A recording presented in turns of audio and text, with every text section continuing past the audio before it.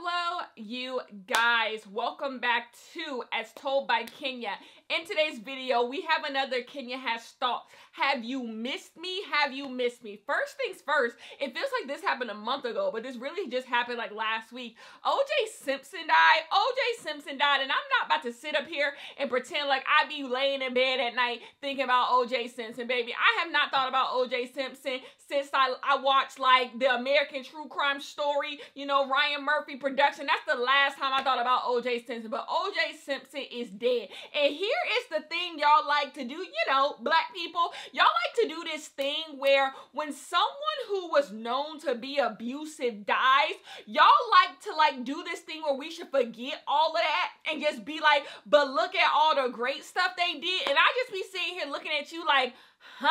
What are you talking about? Here is the thing. You can be as sentimental and sad as you want to be. I don't know how sad you can be about O.J. Simpson dying. That's whatever.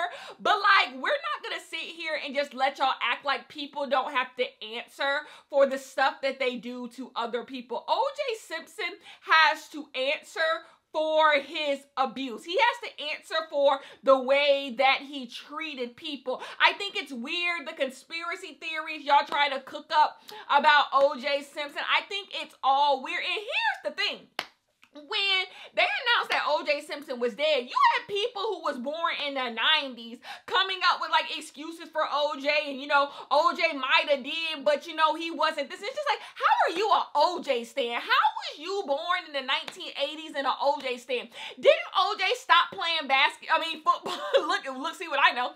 Didn't he stop playing football in the goddamn like 70s? Like, what could O.J. really mean to you? I do not like it. There is this grace y'all give abusers in the black community that y'all don't give to nobody else. Everybody else got to answer for their sins, but baby, abusers, y'all just be like, they might have did this, but you know, and it's just like, get out of my face. Like, you have to get out of my face with the mess. Like, I'm not about to sit up here and make excuses for O.J. Simpson. I'm not about to sit up here and just act like, oh, O.J. Simpson was such a great person. O.J. Simpson just did so much for the black community. Like, what are you doing? What are you doing? Like, get a life. Let's move on to the WNBA. The WNBA draft happened. The girls got drafted, and I am here to hold y'all accountable. Y'all need to watch the WNBA. It is so funny. If you follow me over on my Patreon, or if you listen to me on here, I always talk about how good women's basketball is. I think people should have always been paying attention to women's basketball. Shout out to the people who have been paying attention to women's basketball. Women's March Madness, me and my man always pay attention to it. We always do a women's bracket. We love women's college basketball, and we love the WNBA. I want you guys to be going to WNBA games. We need to have a world in which these women are getting paid more than $70,000 to do what they do, so they don't have to go overseas, what happened to Brittany Griner, and have to play over there to make money. Like, we need to be putting more into women's sports altogether, but we need to be focusing on the WNBA. Go get your WNBA tickets. WNBA games are fun. They are fun. The girls can ball. That's another thing. So many people love seeing people ball, and you love the competitiveness. You love to see the skill. That is what you get from women's basketball. So I am so happy that people are paying attention now. Hopefully people care. Go buy the jerseys. Go do all that. Shout out to Cameron. Shout out to Caitlin. Shout out to Aaliyah. Shout out to Angel Reese. Shout out to all of the girls. I do not like to get into the weeds about like, ooh, this girl is better than this girl deserves this and this. I don't think it's necessary to do that. I was rooting against Caitlin Clark the whole time because, like, y'all know I'm a South Carolina fan, and Angel Reese and the LSU girl, Flage, they're my girls. So, like, of course I root against Caitlin Clark. But that does not mean I do not respect the hell out of Caitlin Clark. Caitlin Clark can ball. I wish Caitlin Clark absolutely nothing but the best. And I can acknowledge that people talking about Caitlin Clark has brought eyes on the sport. But I think eyes are more representative of what what the media chooses to care about.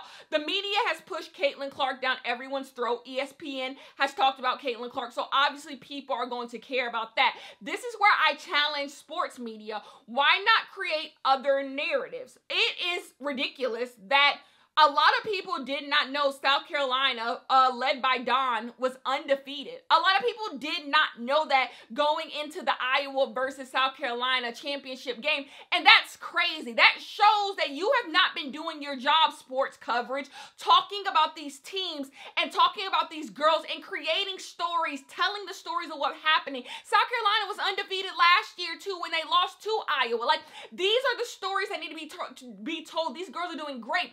And when you don't do that, when you don't invest in good journalism, when you don't invest in good storytelling, good sports storytelling, it allows for things to fall off. The reason why nobody cares about what the hell is going on in the men's college basketball is because there's no stories. There's no stories. There's no narrative. We don't get to know any of these players. No one talks about these these players. We don't get coverage of these players. So there's no reason for you to invest because you don't know these people. You could say the same thing is happening in the NBA as well. What does it say that the most talked about college basketball player that is men is Bronny, and Bronny barely played this season? What does that say? What does that say when that's the most talked about thing?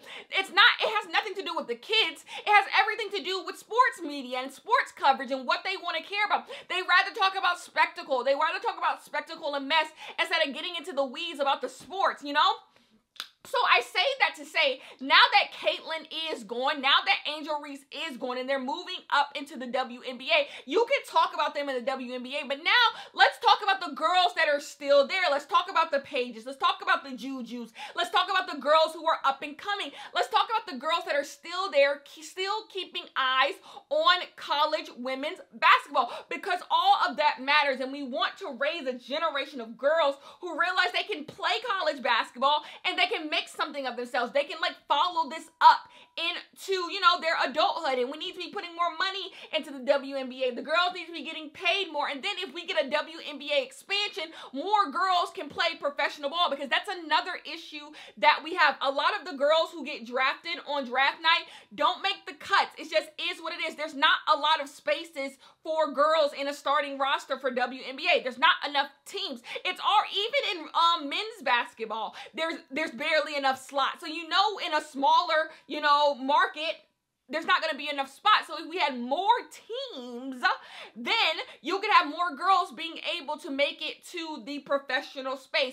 And so I just want the WNBA to finally see its day. But shout out to all of the girls, and I hope they all, you know, make the best of it. I love sports, and I love seeing the girls be great at their sport. So that is that on that. So what I really blame is ESPN and all the sports coverage and all that for why people don't know certain things. Because people got jobs. People got jobs, and people cannot follow everything that's going on. And so that's who I blame. Let's move on to Jerrod Carmichael. Jerrod Carmichael is a comedian. He used to have a show on NBC.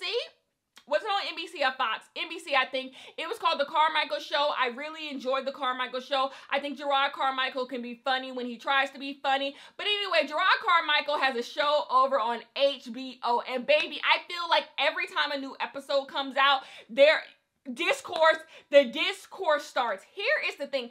As someone who has actually watched the show is inoffensive at the most part. It's salacious at the best parts. If you nosy, the show is right for you. If you are nosy and you want to get into a character study, the show is for you. The show is just not the worst show in the world. That is not what it is. I think a lot of people who are saying it's the worst show to ever exist probably hasn't watched it, because all the stuff you get from the show is the fucking bullshit that comes from, but it's not the worst show in the world. And if you're nosy, it's really for you, right? Because he's putting everything out on the table. But between him sucking white toes and stuff, there was this joke that came out. So Jerrod Carmichael has come out as gay. Jerrod Carmichael has a white boyfriend, and Jerrod Carmichael made a joke, a slavery joke, on the back of his white boyfriend. This is the joke. I want to set up the joke so like you don't think, because Jerrod Carmichael got upset about people taking it out of context. So I'm going to tell you the context of the joke. Jerrod Carmichael boyfriend read a whole bunch of damn books, I guess. And so he likes to tell Jerrod Carmichael about the books that he reads. And so Jerrod Carmichael made a joke that every time his boyfriend tells him about the books, he feels like a slave being taught how to read by like a slave master, like learning English from a slave master. So he does like a, you know, yes master, you know, that type of thing. That's pretty, I am paraphrasing, but that's pretty much the joke setup. Like his boyfriend is like, he feels like he's a slave being taught how to read by the slave master. Whatever. It's so weird explaining the joke because the joke is weird. The joke is just weird. I just don't think there's any, I have no problem with interracial relationships. I say go where you are loved. My issue is the way people act. The way people act when they in these interracial relationships, baby. That is the part that be blowing my mind. The things y'all say, the things y'all do be blowing my fucking mind. And this is one of those things I just don't see how you can be with a white person and make a slave joke. I just don't see it. Like, it's not my ministry. And I just don't think, like, it's in good taste. It's in good taste to make a joke about slavery and you got a white man. But anyways, he goes up on the Breakfast Club and he gets me to agreeing with Charlamagne. It is a cold day in hell and a pig just flew over my goddamn head. Because absolutely not. But Charlamagne gave Jerrod Donkey of the Day because of the joke. Now the joke got turned into this idea of race play, like they were doing some weird bedroom race play. And that is not the joke. That is where I'm going to give Jerrod Carmichael a little. He is right. The joke was not about them being into race play in the bedroom. That was not what it was, but it don't change. I think this is just a matter of him like trying to cling on to something else to negate something else, but it don't work because like Charlamagne was saying, I hate the fact that I'm saying that. He's correct. The joke is weird regardless. And Jerrod Carmichael, it's one thing to make a stupid joke and be like, well, maybe y'all didn't like it, but it's another thing to lie. I do not like when you try to walk back the bullshit and then play like we stupid. So he tried to say that the joke would actually have been funnier if his boyfriend was black. Like he was trying to say it's not an actual race joke because like the joke could still exist if his boyfriend was black. And I'm here to tell you that's not true. And you know it's not true. The joke is the joke because he's white. The joke, you don't make a slavery joke and both y'all black. You don't, unless the joke is about both of y'all being slaves. Like, it's just not how people discuss slavery. That's just not how people discuss slavery. And so he said if his boyfriend was black, the joke would have been funnier. And I want you to explain that to me, Jerrod. How would the joke have been funnier? It wouldn't have been. Like, the joke sucked. It was in poor taste. And just stand on that. But just coming up to the Breakfast Club to defend your white boyfriend, it's just silly. And then you lying. And then you lying. Jerrod, do I think you deserve all the lashings you be getting? No. No. But some of them. And so I just didn't like that. And then he said we need to talk about the joke with more nuance. But then Charlamagne, of all people, tries to explain why his joke isn't funny, talking about literacy in North Carolina and all that. He's just like, well, that ain't none of my business. So which one is it? Do you want us to talk about the joke with more nuance, which will still make you look bad? Or do you want to just be like, it's just a joke? Which one? It just seems like you just don't want to stand on this joke. And the joke was bad. It was just a bad joke. Jerrod, let's regroup. Let's regroup, baby. Anyways, let's move on. The girls are fighting. Every time I open up my Twitter app, the girls are fighting. By the girls, I do mean the guys. The girls are fighting. Let's start with, like, I think you know what? Since Hiss, everybody has been wanting to get their digs in. Since Hiss, it's just been, everybody's been throwing stuff around. There are so many rap beefs going on. I literally can't keep up. Cardi and JT was beefing. Now you got Glow and JT beefing, Lotto and Ice Spice beefing. I can barely keep all this shit goddamn together.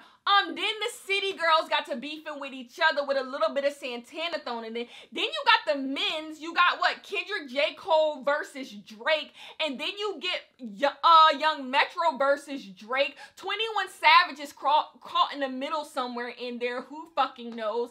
And then J. Cole apologizes to Kendrick.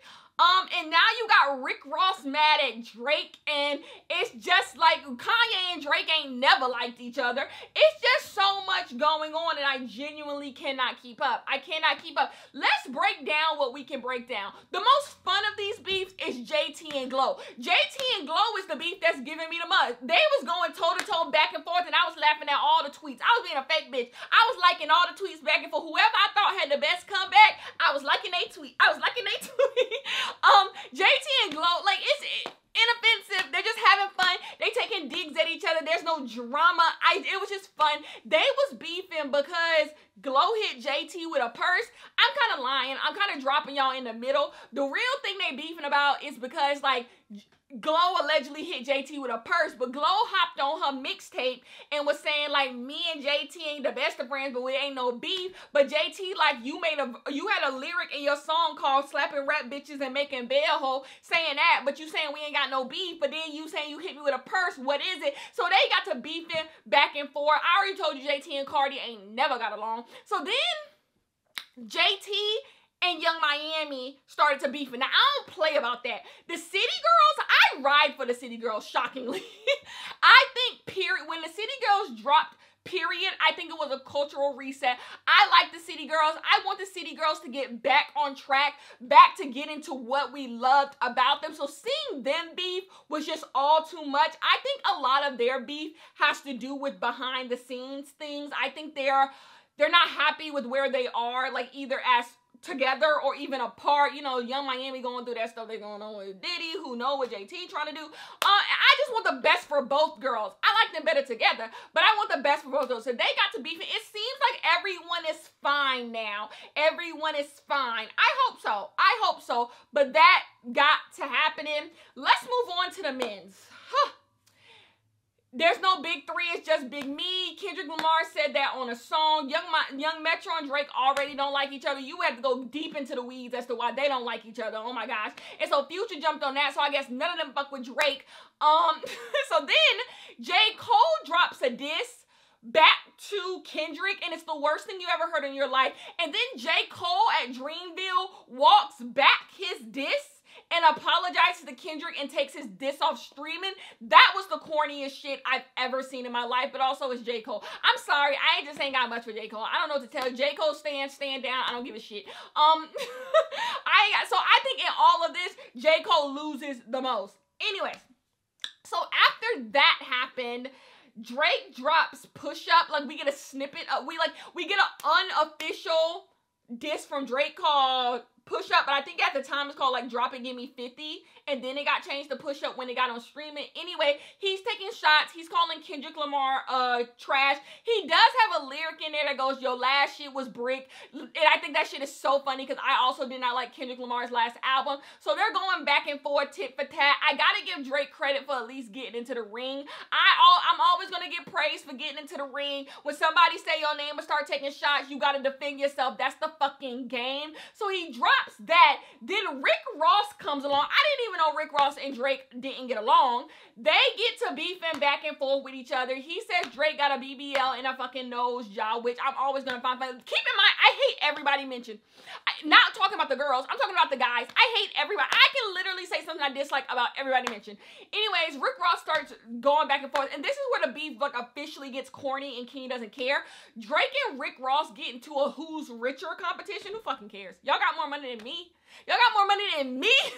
I do not care. I do not care if Rick Ross lives in a baby mansion and you live in a big boy mansion. It all means nothing to me. I don't know what you want me to say. Like, I am not living high off nobody's hog. So, like, what am I supposed to say? I'm supposed to laugh at Rick Ross for living in a small mansion in Miami? Come on. Come on. I barely have a backyard. I barely have a backyard. Like, I don't know what you want me to say. So that started happening and they start going back and forth. And I fear when too many people start coming for one person, you start making them a martyr, and so it becomes a little corny. And that's where I gotta say, cut the bullshit out. Like, if everybody go against Drake, then nobody's going against Drake. It's just everybody hate Drake, but I already thought everybody hated Drake, so it's just like, okay. Anyways, so where are we at now in the beefs? I don't know. I feel like every 2 days somebody's doing something with Future and Metro Boomin. I can't fucking keep up. At this point, Future and Metro Boomin put out another album. I don't even know. Like, this is too much a men's rap, and I'm too cute for men's rap. The next thing you have is Drake just released another diss track where he says Kendrick needs to respond, but Kendrick not responding because Taylor Swift wants to take up the whole top 10 on Billboard, and so if he responds, he might be able to do it. So basically, he don't want to drop because Taylor told him not to drop. Okay, whatever. But the weird thing about all this, there's this like weird AI thing he's doing with like Pac and Snoop Dogg. Leave the AI at home. The minute you start doing AI shit, you really lost me. I was already lost, but like I'm lost without a map now. Like I don't give a shit about your AI, nothing like that. But he said Kendrick needs to respond, but Kendrick's not responding. I don't know why Kendrick and Drake dislike each other. Is it just like a matter of like lack of respect? I don't know. But the girls are fighting and they keep fighting and they're fighting every day. And I'm here to tell you I'm bored at this point. Everybody's an unk. Everybody I mentioned is an unk. Like too damn old, but like, and then it's not even like we getting no like great songs out of this, you know, like great song like whoa, like this is the one, fake money, you know, like no hit 'em ups, like, you know, whatever. Streets is done. I will see you guys in the next one. Peace.